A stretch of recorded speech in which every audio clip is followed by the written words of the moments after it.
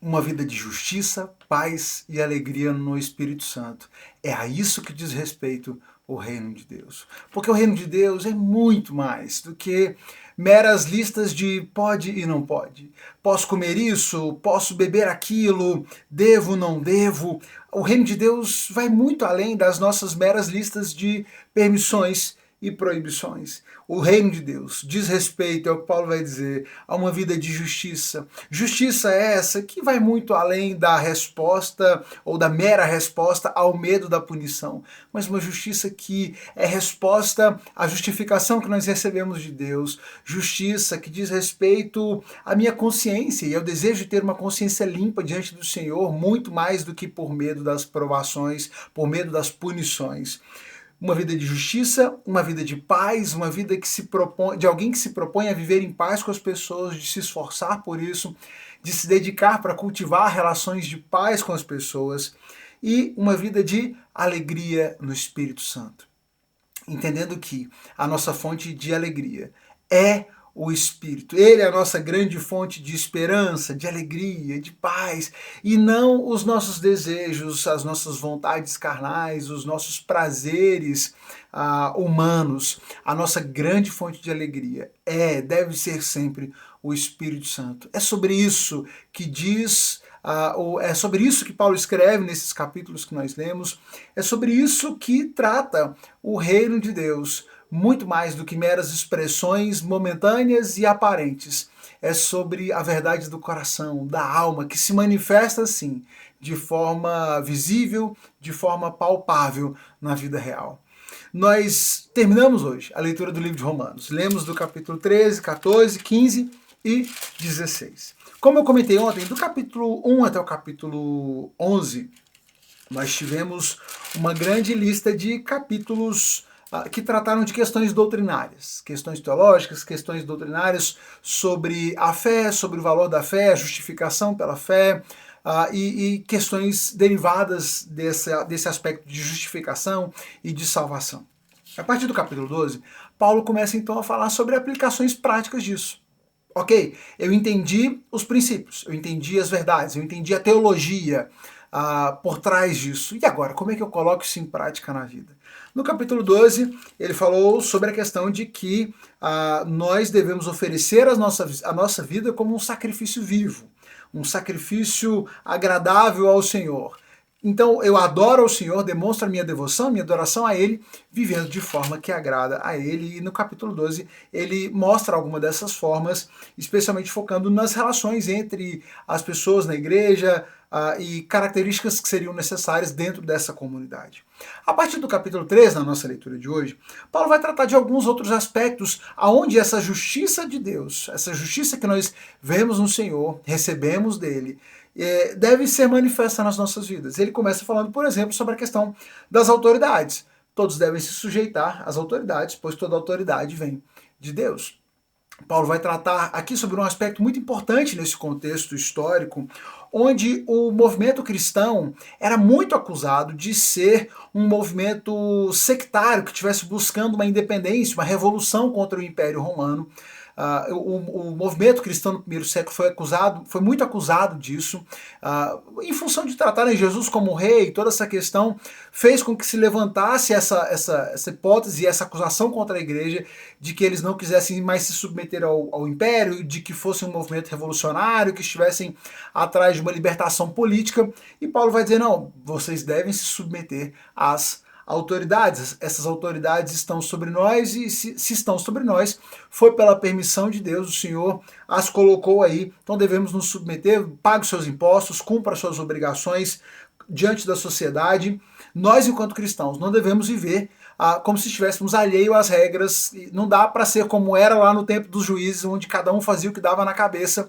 Nós estamos inseridos aqui nessa sociedade, vamos respeitar as autoridades, vamos agir de forma correta, de forma que nós não tenhamos que temer as autoridades.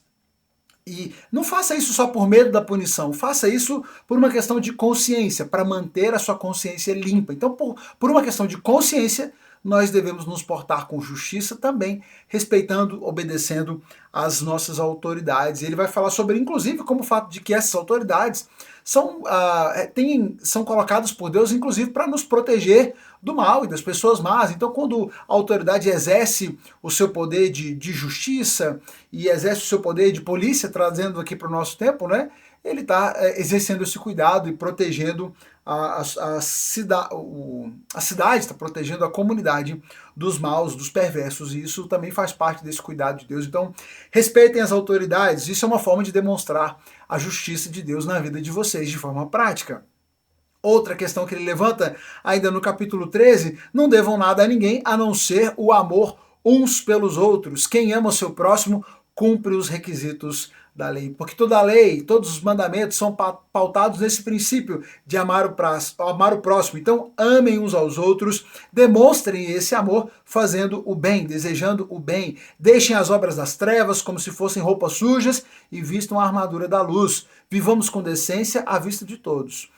Não participem de festanças desregradas, de bebedeiras, de promiscuidade sexual, de práticas imorais, não se envolvam em brigas, nem em invejas. Em vez disso, revistam-se do Senhor Jesus Cristo e não fiquem imaginando formas de satisfazer seus desejos pecaminosos.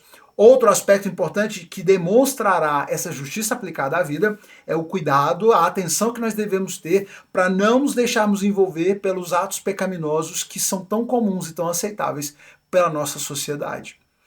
Não se envolvam nessas coisas. Isso não é de bom tom, não é aceitável e vocês não devem se envolver nisso. Ao contrário, foquem em Jesus, foquem em viver e obedecer aos ensinos de Cristo. Não fiquem procurando formas novas de pecar, de satisfazer os seus desejos.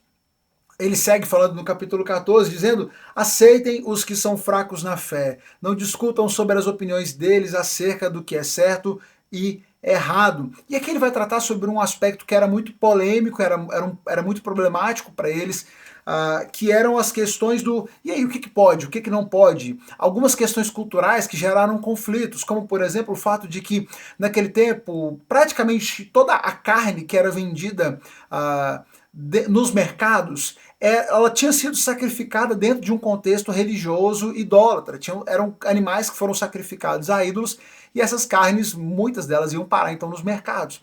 E havia um conflito. E aí, o cristão deve comer carne? Alguns diziam, não, o cristão então não pode comer carne, porque ele não deve comer carne sacrificada a ídolos. Outros entendiam, não, que isso, não tem, esses ídolos nem existem, são imaginação humana, e comer essas carnes não é adoração aos ídolos. O Jesus é maior do que tudo isso, e nós não devemos temer esses ídolos, e isso não é um motivo para que eu não coma da carne.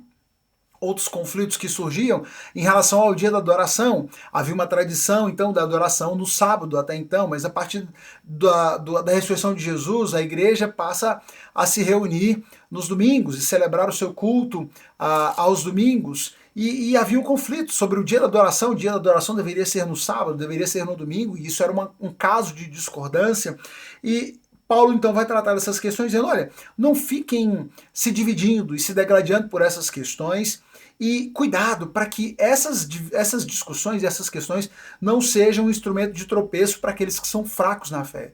Então não fiquem entrando nessas brigas, aceitem aqueles que são fracos na fé. Se alguém acha que, se algum irmão tem a fé mais fraca, mais frágil, no sentido de que qualquer coisa o agride, ele acha que tudo isso pode ser pecado, não fiquem entrando nessas discussões e não que as suas ações não sejam instrumento de fazê-lo tropeçar. Se alguém acha que não deve comer, então não coma. Se você acha que não tem problema de comer, coma, se a sua consciência não te condena. Mas também, se alguém acha que você não deve comer, não faça isso para agredir aquela pessoa, para atingir aquela pessoa. Paulo ensina um princípio da consciência, então você deve fazer aquilo que a sua consciência te deixa tranquilo para fazer, que você está convicto de que não há... Se você está convicto na sua consciência de que não há problema, você está convicto do que faz, tudo bem, você pode fazer. Mas também, se for escandalizar o seu irmão, então não faça, não porque não deve, mas porque você não quer ser instrumento de tropeço para ele.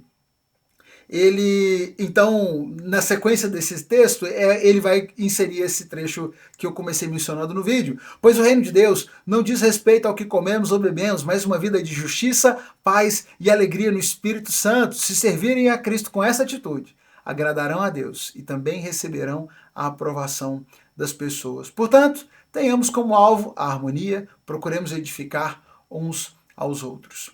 Esse deve ser o nosso objetivo de vida. Aplicar a justiça de Deus que recebemos e aprendemos dele de forma prática na nossa vida, no nosso cotidiano, buscando viver em paz uns com os outros, demonstrando e dando exemplo à sociedade para que todos possam ver que temos sido fiéis ao nosso Senhor e temos nos portado de forma justa, de forma reta, não dando nenhum motivo para que a sociedade questione os nossos valores. A partir do capítulo 15, ele começa uma parte de despedida, de fechamento desses argumentos da carta. Ele fala mais uma vez no início do capítulo 15 sobre a necessidade de vivermos com o desejo de agradar ao próximo, visando ao que é certo, com a edificação deles como alvo. Eu viso no que é certo, mas eu busco viver agradando o próximo com o objetivo de edificá-lo, porque Cristo não viveu para agradar a si mesmo. E devemos seguir o exemplo de Jesus. Se ele viveu e teve por objetivo ao longo da sua vida cuidar do outro, nós também devemos ter essa atenção. E que Deus, aquele que concede paciência, ânimo, os ajude a viver em completa harmonia uns com os outros, como convém aos seguidores de Jesus Cristo. Uma vida de justiça colocada em prática, uma disposição de viver em paz, a disposição de buscar em Cristo, de buscar no Espírito a nossa fonte de esperança, de alegria e de paz. Essa deve ser a vida vivida no reino de Deus. É sobre isso que se trata o reino. Não é sobre qualquer outra luta ou sobre disputas e questões e pormenores de questões culturais, de pode isso ou pode aquilo, mas uma vida transformada e guiada pelos princípios da fé que nós encontramos no nosso Senhor.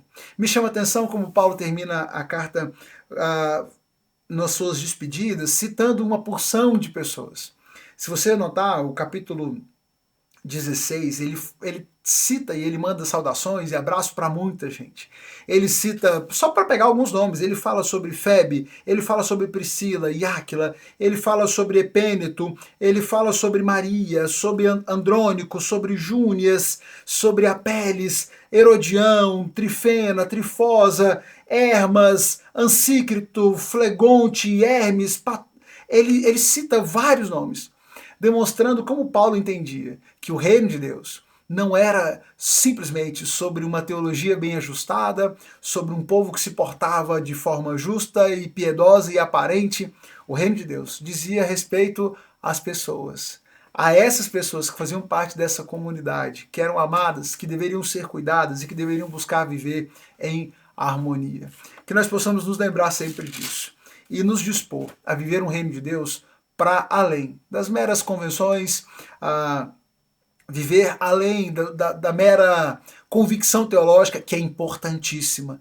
Mas se nos limitamos a isso, se o reino é só teoria, é só definição teológica, falta tudo. Falta todo o resto, falta tudo o que importa. Porque o reino é sobre as pessoas, é sobre o cuidado com as pessoas, é sobre me importar com elas, amá-las, viver em paz e viver em justiça entre os meus irmãos. Que o Senhor nos guie nessa verdade, nos ajude a colocar isso em prática nas nossas vidas e possamos entender que o reino de Deus é sobre isso, uma vida de justiça, paz e alegria no Espírito Santo e que essa seja o exemplo e a inspiração da sua vida. Deus abençoe você, a sua família. Terminamos hoje a leitura do livro de Romanos. Encaminha essa reflexão para alguém que possa ser abençoado por ela. Clica aí na setinha, manda para algum amigo, compartilha com um familiar. E amanhã nós seguimos então na nossa leitura. Daqui a pouco, cedinho eu já posto para você o próximo cronograma, porque agora nós vamos ler o primeiro livro dos Coríntios, tá certo? A gente se encontra aqui amanhã para mais uma reflexão.